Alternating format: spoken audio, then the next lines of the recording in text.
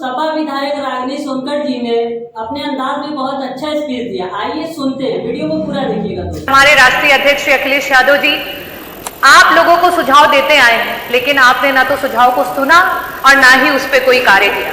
मैं अध्यक्ष जी, अगर विजन के उत्तर प्रदेश के विजन की बात करूंगी तो ये जरूर कहना चाहूंगी कि प्रदेश का विजन तभी धरातल पर उतरेगा जब उसका सारा विभाग एकत्रित होकर के एक साथ काम करेगा।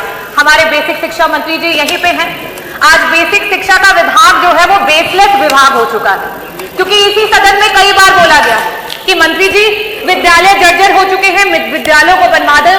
मंत्री जी ने कहा ना। मंत्री जी स्कूलों में जो है शौचालय नहीं है, बनवा दीजिए। मंत्री जी ने कहा ना।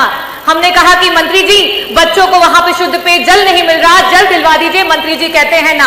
हमने कहा कि विद्यालयों में इलेक्ट्रिसिटी नहीं है, मंत्री जी विद्युत जो है उसको वहां पे आपूर्ति करवा दीजिए। मंत्री जी कहते हैं ना। हमने कहा आज पूरे उत्तर प्रदेश में 2 लाख से भी ज्यादा बच्चे हैं जो टेट और सुपर टेट पास करके धरने पे बैठे हैं कि एक दिन बेसिक शिक्षा विभाग की वैकेंसी आएगी और उनको नौकरियां मिलेंगी। मंत्री जी वैकेंसी निकलवा दो। मंत्री जी कहते हैं ना।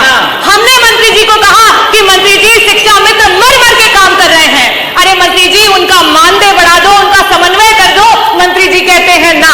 हमने मंत्री जी को कहा कि मंत्री जी रसोइया मात्र 2000 में काम करती हैं, हमारी रसोइयों का मानदेय बढ़ा दो। मंत्री जी कहते हैं ना। अरे समय बड़ा कम है, मैं आऊंगी। हमारे ऊर्जा मंत्री जी दिखाई नहीं दे रहे हैं। आज ऊर्जा विभाग जो है डबल बी विभाग हो गया है। डबल बी माने बी से भ्रष्टाचार और बी से भेदभाव। मंत्री जी जब जनता के बीच में जाते हैं तो कहते हैं निजीकरण मेरा अकेले का निर्णय नहीं है। मंत्री जी जब अपने अधिकारियों के बीच बैठते हैं तो कहते हैं अरे तुम लोगों ने तो विभाग की नाक कटा दी है, आज बिजली विभाग जो है वो अंधा और गूंगा हो गया है। लेकिन वही जब इस सदन में मंत्री जी बैठते हैं और हम कहते हैं कि मंत्री जी निजीकरण जो है विभाग को मत बेचो, तो मंत्री जी कहते हैं ना। मंत्री जी ट्रांसफार्मर हर रोज खराब हो रहे हैं, एक ट्रांसफार्मर बन बन करके 75 बार लग रहे हैं। मंत्री जी ट्रांसफार्मर जो है क्षमता वृद्धि करा दो। मंत्री जी कहते हैं ना। मंत्री जी को कहा जाता है कि मंत्री जी आपके विभाग में पॉलिसीज खराब है, आपके जो पॉलिसी बनाते हैं आपके चेयरमैन वो एक IAS ऑफिसर है, शायद उनको विभागों का ज्ञान ना हो। मंत्री जी IAS ऑफिसर हटा करके समाजवादियों ने जिस तरीके से इंजीनियर को वो पद दिया था उनको वो पद दिलवा दो। मंत्री जी कहते हैं ना। मैं यही कहना चाहूंगी कि ऊर्जा विभाग मंत्री है नहीं, बड़ी बड़ी बातें करते हैं और उन्हीं के डिस्कॉम में पश्चिमांचल में आज इतना भेदभाव है कि सिर्फ एक ही जाति का व्यक्ति, वो कहते हैं हम बनिया की दुकान नहीं चलाते, और पश्चिमांचल डिस्कॉम में सारे एक्सीएन सारे MD सिर्फ एक ही जात के भरे गए हैं और मंत्री जी कहते हैं ना।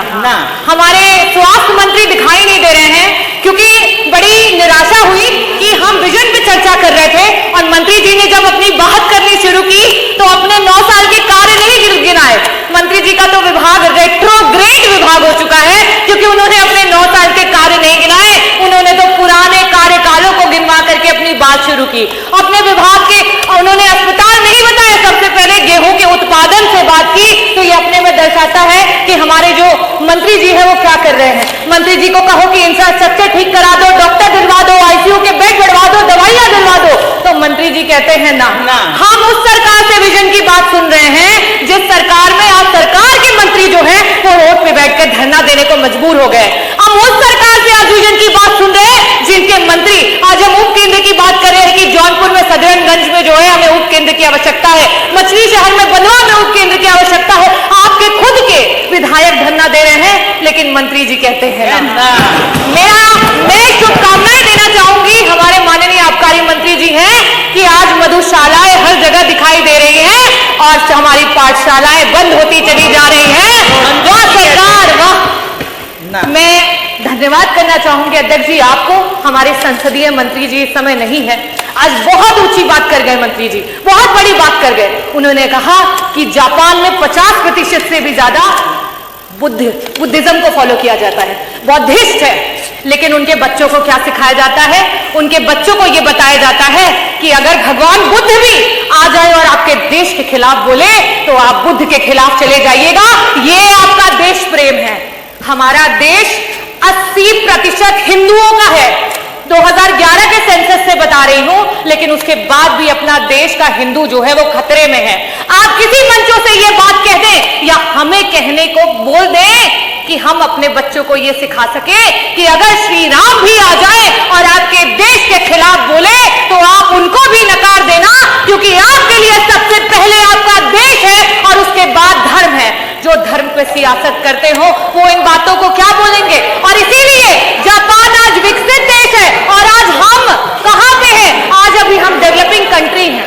मैं अध्यक्ष जी आपका आभार व्यक्त करना चाहूंगी कि आपने मुझे विजन पे अपनी बातों को रखने का अवसर दिया और मैं चंद बातों से अपनी बातों को खत्म करूंगी। अभी पूरा नहीं हुआ है क्योंकि विभाग तो बहुत सारे हैं। अगर बोलने पे आती तो सारे विभागों की, आपके सारे विभागों की धरातल की स्थिति, और आप जो ये बात कह रहे हैं आपको बुरा लगेगा। यही चीज संसदीय मंत्री जी ने कहा और इसी पे कहना चाहूंगी कि मैं मुजरिम हूं।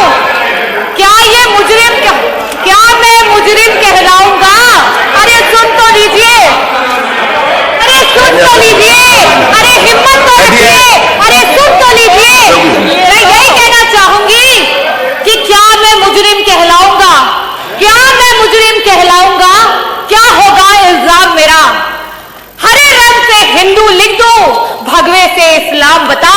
और मैं यही बताना चाहूंगी कि क्या इल्जाम होगा मेरा अगर मैं हरे रंग से हिंदू लिख दूं और भगवे से इस्लाम बता। यही जो आप चिल्ला रहे हैं, चीख रहे हैं, यही मेरा इल्जाम होगा। और ये कह दो कि हम सब एक हैं तो क्या होगा अंजाम मेरा? क्या होगा अंजाम मेरा? संविधान की जय, भारत माता की जय, जय भीम, जय समाजवाद।